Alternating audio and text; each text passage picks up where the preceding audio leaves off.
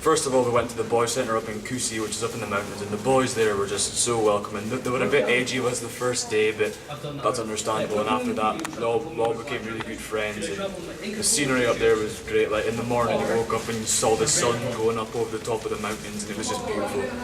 And the boys were really friendly towards the end, and Rosa and Angel are just amazing people. They left their whole lives in Lima to work with these boys they've never even met before and help them improve their lives, which I thought was one of the most noble things I've ever seen. It's just, the whole thing has just been something completely different. Really, really something else. The kids are fantastic, and the parents are just, amazing. Yeah, everything is just, I can't fault anything. It's just an amazing, amazing thing we've done. I've just really enjoyed my trip. I would say that a lot of the places we've been is right culture shock. It's been really good fun, good laugh, and I'd love to come back again. Because all the boys there was really nice, and I felt really welcomed with all the boys.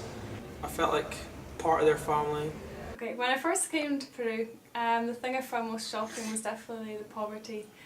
Like, it's nothing like I've ever seen before, so that took me by surprise, definitely. But what was even better though was that even though there's so much poverty, everyone's so friendly and so welcoming. Highlights of the trips for me must have been meeting all the boys at the centres and the times that we've spent with them and all the fun activities that we've done. The overall time that we've actually had here has just been incredible. Some of the best days of folks' lives, I think. I'd say the first thing about the trip that was probably a bad part was like the weather and stuff. But that just didn't matter once we started to spend time with the boys and stuff. Like one day with the boys would be worth 100 days of dust or damp or really intense heat.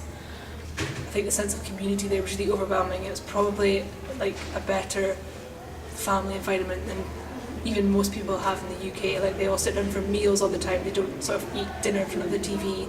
They'll have responsibilities and chores, and they have such a good attitude towards school as well. I don't think I spoke to any of the boys who weren't really inquisitive and eager to learn, which is different to Scottish teenagers. And something that really struck me as well was the poverty in areas like Belen and the Lima shanty towns.